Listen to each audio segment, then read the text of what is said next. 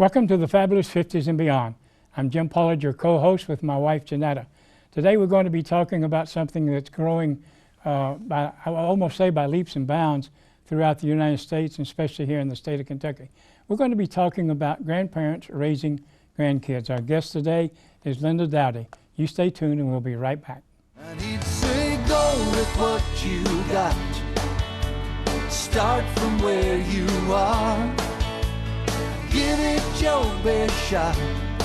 Keep reaching for that star. Get in the race. Keep your own pace. Keep moving and never stop. Just go. Go with what you got.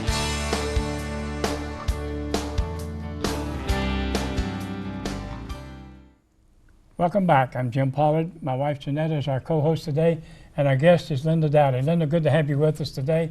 We're going to be talking about a subject that we hear more and more about, and we really appreciate you being here today because some people don't want to talk about this. Well, thank you for having me. Yeah, it's something that is happening, and it's a vital part of our society today, and we're so thankful that there are grandparents that are willing to take care of their grandchildren.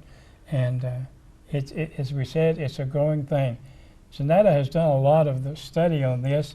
She'll probably conduct most of the interviews, so you want to start it off?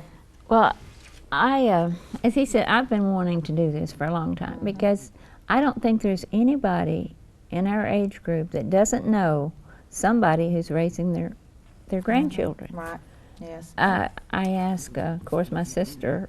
Right. She knows a lot more people at church than I do, and she gave me your name. Mm-hmm. But we knew a couple in Florida that was raising their grandchildren. Right. And then Ben Butler, I know a lot of people know his name. Yes. He was a Methodist minister Yes. in Graves County, and he and his wife were raising their grandchildren, two of them, I believe. Yeah. And then Ben died. Yes, And, yes. Yeah, I believe I might have had him in one class in school. Really? Yeah, I believe I did. Yeah. Yeah. And so it's just something that I think that people need to talk about. Sometimes they need to vent, or sometimes Yeah. they need to. Well, just depends on the situation, I guess. I've enjoyed raising mine. You know, it's not been I mean, yes, there's times it's been what you would say not easy, but it's. Well, life is not easy. No, period. it's not. It's not. Yes. Well, you were talking to me before we started about their age when Yes. you took them. Yes. And you might share with us their age, what the circumstances were, kind Yes. of. Yes. And Well, Mackenzie was born, and everything was fine as far as we knew, but a lot of times we'd go over to her house, and my daughter wouldn't even be there, but Mackenzie would be there with a sitter or with a friend, or maybe we would go and my daughter would be there, but Mackenzie wouldn't be there because she was out with someone. And I mean, she was just a baby. And then some circumstances happened at the house and whatever, and one of Heather's friends called us and said, I believe you need to be enlightened about what's going on there. So we started just kind of getting Mackenzie more and doing things. And really Kenzie was about 16 years old, and Heather she was sick and she just couldn't watch her, so I took her home with me and gathered her clothes and took her home with me. And after 3 or 4 days, Heather didn't even offer to come back and get her, but I knew she was running around. And so I asked her, what was going on? Why didn't she come get her? So I told her, I said, just come out for dinner tonight and let's talk about this. So she did, and she didn't even offer to take her with her. So my husband, he just told me, he said, you're going to have to do something because there must be some things going on. She doesn't want her around. And so the next day I did contact a lawyer and just ask him if he would ask the judge if I could get temporary custody till we could find out what was going on. And he did. And I went over and spoke with the judge, and he just told me, he said, I'll grant you temporary custody. If Heather comes back and wants to see her, that's fine, but she doesn't have to go with her. So we did, and then within a month, I would say, Heather was willing just to sign her over, I guess you could say, so I could have custody, so that I could really have the legal rights to her. And so that's how we become, taking care of her on a daily basis and whatever. And Heather worked some. Heather could always get a job, but off and on, she worked some. And in order for this not to happen again, we said, why don't you check about getting your tubes tied so that we don't have to do this again, because you can't take care of this one. So, and I guess it was just a little bit after that, we went to the doctor and she was already pregnant. So my lawyer, of course, he told me, he said, you'll probably end up taking this one too. And I said, well, we'll see. Maybe she'll be better at this, But then Michaela was born, and within 2 years, Kayla was a little over 2 when I just went to the lawyer and asked the same thing, can I get temporary custody till we can see what's going on. He granted it, and then Heather was incarcerated for several things during this time, and while she was incarcerated, she did sign custody over to me. And then Michaela's dad, now I've never known Mackenzie's dad, but Michaela's dad went ahead and signed custody over also. So it kind of just became where we could take care of her. Like I said, I'm more of a younger grandparent versus some that I have talked with. So it was kind of within our doing. I'd rather do that than them have gone into foster care, that is for sure. I have 2 children that in my home. One is 23 and one is 21. Of course, they were like 10 and 8 at that time. So see, it was just like starting over for us, having babies in the house again. But now the 23-year-old is married, and the 21-year-old has a child of her own and lives out on her own. So we seem to be doing very well. Now Mackenzie's 13 and Michaela's 11, and things seem to be going very good. And I think they're well satisfied with me. Now my daughter has gotten her life straightened out, I guess you could say. And she lives in Louisville now, and she sees the kids 2 or 3 times a year. But they'll be with me. They'll live with me. Well, I think it's wonderful that you and so many others are willing to take them in. Well, I feel like I didn't have a choice. Well, I mean, there are choices. I said there's you had a foster care, but choice, I couldn't do that. I could not do that. I couldn't let my grandchildren be raised by someone that I didn't know, and possibly maybe not even get to be a grandparent to them at that point, because you don't know where they're going to go. No, we don't have any grandchildren, but our daughter used to take in foster kids. Yes. And she took in this boy and girl that they had seen their stepsister thrown on the floor and killed. 10 months. Oh, man. The stepfather did that. And it was such a sad situation. And yes. Valerie took them in, and she treated them. She wouldn't have treated them any better if they'd been her kids. Yeah. And to us, we would not have treated them any better if they'd been our own grandchildren. Right. Yeah. But the problem with this is that the state has everything to say about it. Oh, yes. And when it's foster care, yes. And so Valerie just got burned out with, things the way they were. She would have adopted them. They wouldn't let her. But it just never happened. And they ended up taking them from us. Yes. Of course, this is not parents through. But it's still. And but you became close to them. You were like grandparents to them. we were. Yeah. They called him Grandpa. Yeah. Yes. And his name was James. Yes. So everybody thought that they were. That's really. right. Yeah. And, well, and like I told you before, it's not been easy, but it's not been the hardest thing I've ever had to do, and probably won't ever be the hardest thing. But in some aspects, I feel like I saved their life, because when Kinsey was 6, well, after I got custody of Kinsey, one of Heather's friends called me and said that was the best thing you could have ever done. And after the fact, they started telling me things that had been going on. And I said, why didn't you come to me before? Maybe Kinsey would not have been put in that situation. And they said, well, we didn't feel like we should. And I said, well, thank you for coming now. And of course, I confronted Heather about those things, and she just said, yes, but she actually didn't want to give her up at that point, and she knew that I would probably take her at that point, because she had had a friend kind of in the same situation, that mother took that child, you know, without free will or whatever. But now Heather, after she saw that I was determined, I guess you could say, because I had gone to the judge and asked for custody, then she just went ahead and freely signed her over, and it made it an easier. And she's had contact with them through the years, but now after she moved to Louisville, now, you know, she doesn't see them like she would if she was here. But I don't feel like she can live here or live, because the people that she ran with there just, she can find the same trouble in Louisville, don't get me wrong. But I just feel like living here, they just kept doing things and getting her to join their clique. Kinsey and Kayla probably weren't safe. So now I just feel like they are in a safe, and I like I said, I feel like they are well adjusted, and they enjoy being with us, and don't. There's not the question, can we go live with my mama? Because I don't think they even want to. You know. You are their mother. I am their mother. In essence. And like I said, they call me Granny because that's how we started out, and so we didn't change that. And they call my husband Pawpaw, so we don't change that. But that's okay. You know. We live in the same house, we do everything together, and my life is busy. And of course, I tell people, you know, they want to do this and they want to do that, and I sign them up for it, but before it's over with, I'm like, oh my goodness, I'm so glad it's going to be over soon.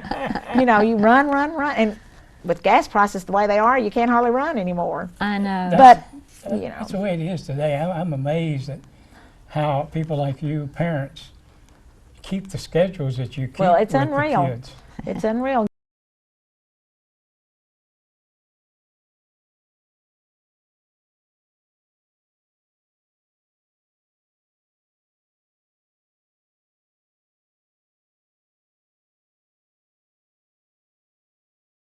You know, but I want them to try what they want to try. I do want them to get to do that, and then see what they like, and if they don't, then go on to something else. Right. Of course, one will be a freshman next year, and the other one will be a 7th grader.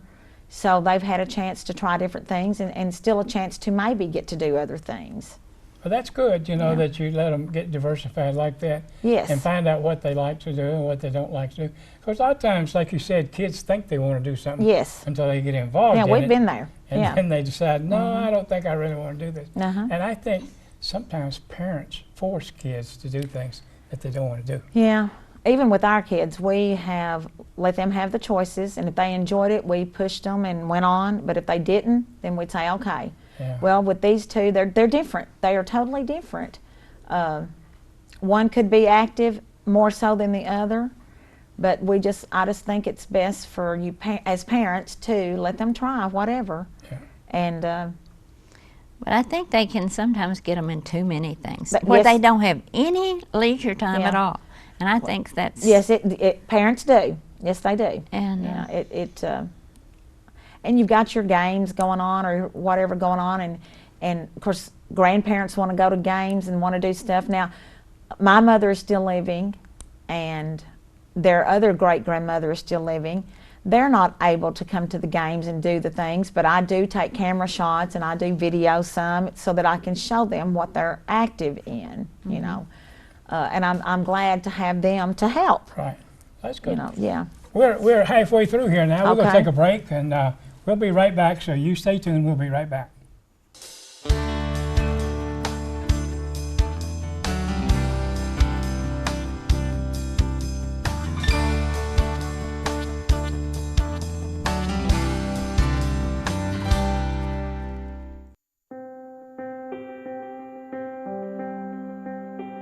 Diseases will be cured here. A new form of energy will be discovered here. And here, the first flight to Mars will be launched. From inside this room, the latest social media craze will be created, as will the most downloaded song of all time. And in here, the next blockbuster 3D movie will be made, because great futures start here. It's where the Boys and Girls Clubs, in partnership with Microsoft and Comcast, are teaching kids computer skills in a program called Club Tech. It's just another way we're helping millions of students succeed today, tomorrow, and beyond.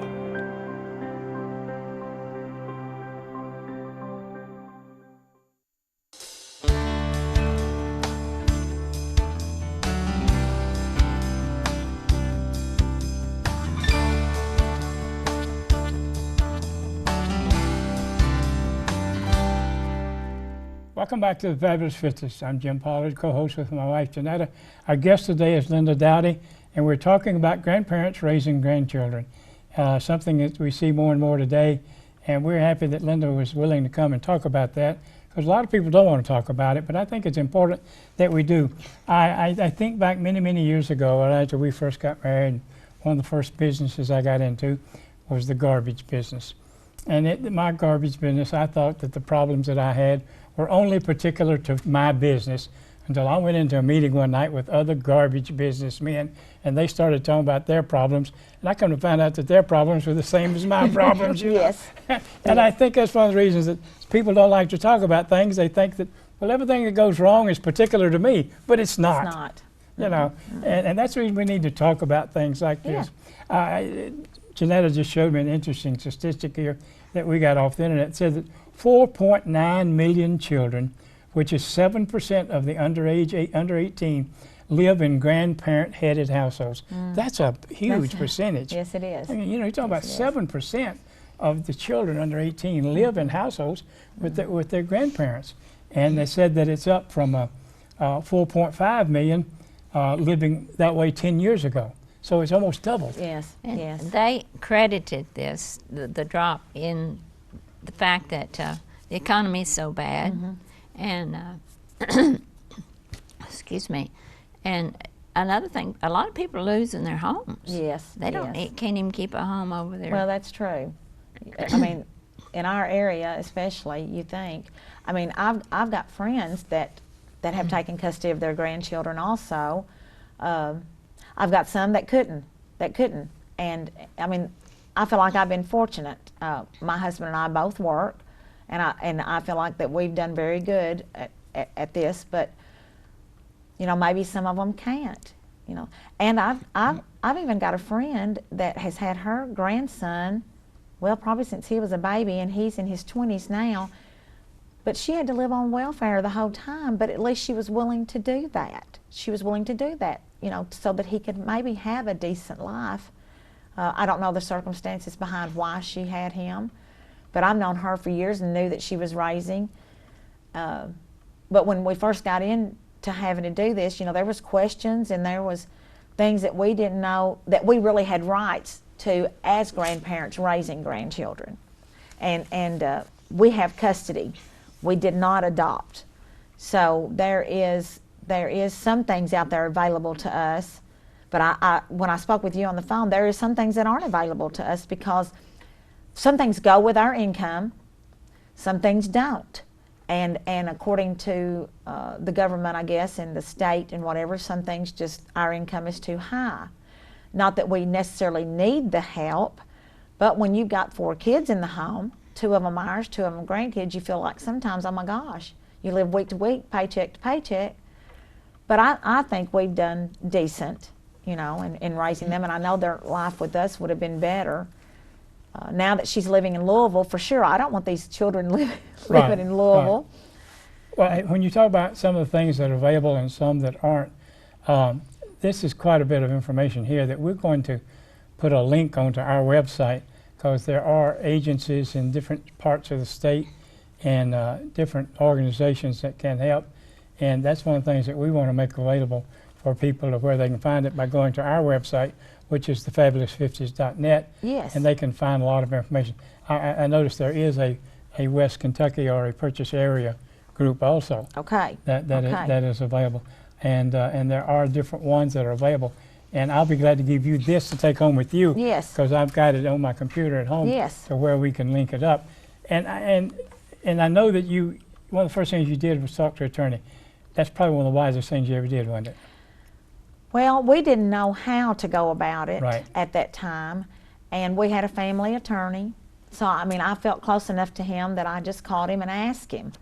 And I mean, he just said, yes, I can do that for you. And then after I talked with the judge, you know, and he told me what basically my legal rights were, and he's, of course, temporary custody at first. If she came around, maybe straightened up, it might have been reversed, but she didn't, and she was willing. But I didn't know any other thing to do but get a lawyer. I didn't know any, the legal aspects of it, because I didn't want her. I didn't want my daughter just to walk in my house and take her, and her be mad at me, and take her, and then me not have any legal rights to her. So the judge did grant me that, and I was thankful, because she could have walked in and took her, and I wouldn't have maybe known where she was. And never seen her again. And maybe not. And knowing what Heather's life was leading to, I think I did the right thing in that. And my lawyer did too. He just said, I think you're right, we need to. And of course, he said, this can happen again. And like I said before, well, we tried to do something about it, but it was already too late. And he said, well, you'll probably get custody of her too, and we did. Yeah. Well, of course, I'm very pro-life, and oh yeah, yes. yes, and you just would never think about destroying No, what God had, no. No, that wasn't an option, no way, form, or fashion. But I guess there's situations out there where they feel like there isn't a choice there. I know. When there's Yes. nobody for them, because there are situations where you get pregnant, your parents say, no, we're not having this, you're on your own, and then that girl is left on her own. Well, okay, what is she to do? She could abort, or she could hopefully find foster care, and well, I'm sure there's a lot of kids, we know there's a lot of kids in foster care. You wonder sometimes if they go to a good home. Right. You wonder sometimes if that foster care, if sometimes they are strictly just there for the money, not to help take care of the kids. Of course, the state has to be involved in that, Yes. but they don't see everything. When our daughter was a foster parent, we were always respite care for her. And the kids used to love to come to our place. We've got 64 acres out in the country, and we just let them roam and Yes. have fun. And they loved it out there. Yes. They loved to come out there, and they loved to play. She was talking about James, the one that was we kept at one time. Janetta's niece was having a birthday party, having Barney and everything, and James decided he'd rather stay with me on the farm Yes. than go to the birthday party. Yes, Yeah. yes. Y'all had the option there. Yeah. And we did. The thing that really broke the straw that broke the camel's back, she called us one day and she says, Mom and Dad, she says, I got a chance to get a one-day-old baby. Will y'all babysit during the week while I work? Of course we would. So we kept that baby for 4 months, Yes. 5 days a week. Hardest thing in the world to give that baby up. Yes, yes. Well, I've got good friends that are foster. They're in the foster system, and when she gets a baby, it's very thrilling. Yes, it is, but she doesn't have a baby very long. No, 'cause they either get to go back Yeah. to their parents, They, or they're going to find someone that is going to adopt. again, Valerie would have adopted that. Yeah, but it just didn't happen. No, It no. just didn't happen. They wouldn't let, For some reason, don't know. And Yeah. that's and that was hard. I said I can think that sometime that baby I would give her her bottle and she would twirl my beard, and I said someday she's gonna think, was Santa Claus really holding me or not? Yeah. And Well, years ago, my cousin was foster care, and that's what she said was the hardest thing is when she got babies. To give 'em up? Because she knew. And when I had talked to her at one time about foster care, because my husband always said that he didn't think I could ever do foster care, because I just loved them so much, and to give them back Right, or to have to give them away. And my cousin told me, she said, Linda, it's the hardest thing. yeah, She it said, was. and she did have maybe a baby for 2 or 3 years. Oh, that long. Yes, and then have to give it up. well, because that child was going to be adopted out. Yeah. Or sometimes the court system gives them back to their parents because Yes. they have straightened up, they have acted right, Yeah. they have done something right, and you just hope that they did. That's You hope all that- you can do is that's pray all- for them. pray for them. And Pray that the parents are doing the right thing, and that when the government, the state does give them back, that the parents are taking care of them the way they should be, with no harm or whatever. And of course, y'all see the news just like I do. there's deaths nearly every day to babies because someone didn't take care of them, or they know. didn't. I mean, I just recently, I believe this week, you know, me and my husband heard on the news, maybe a 10-month-old. Yeah. Okay, how do they do that? Yeah. How do they take a 10-month-old and do the things they do? I know. Don't know. Can't answer that because that is not in me. Yeah. You know. Well, I think it was really a good thing for you that your daughter didn't fight you. No, and she didn't. That No, was she a didn't. blessing. Yeah, it was a blessing. It was, and I told her one time. I said, I don't know what it is, but maybe you're just not mother material. You know, she could have other children with her, and she was fine. But sometimes I just felt like maybe she just. And she would say, but I gave birth to them. I said, yes, you did. You can give birth, but you're not a mother. You don't have the instinct. I don't know what it was, but I would see her with other children and think, why can't she be like this with her kids? Well, And of course, we just felt like well, my husband, if it wasn't for him, sometimes I don't know, but he said, we've got to do something. Yeah. Do what you have to do. And so I did call an attorney, you know. Well, Linda, we appreciate you being with us and sharing with us, because I think it's very important that we did that. Well, thank you so much for having me, Yeah. and I hope whoever sees the broadcast, if it just helps one person, Yeah. that's that's right. what matters. If That's it right. just helps one person. It really does. Yes. All right, you stay tuned. We'll be back again next week with another program, exciting, we hope. And remember, you can find out more information on our website, thefabulous50s.net. And if you have a suggestion for a program, our email address is there. You can let us know about it. Remember now, use it or lose it.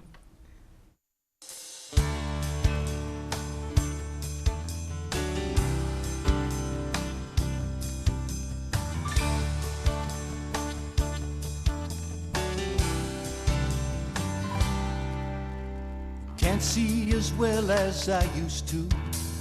Can't run as far or as fast. Sometimes I think that the old me is becoming exactly that. But when I start thinking of all I don't have, that's when I tell poor me Beethoven was 50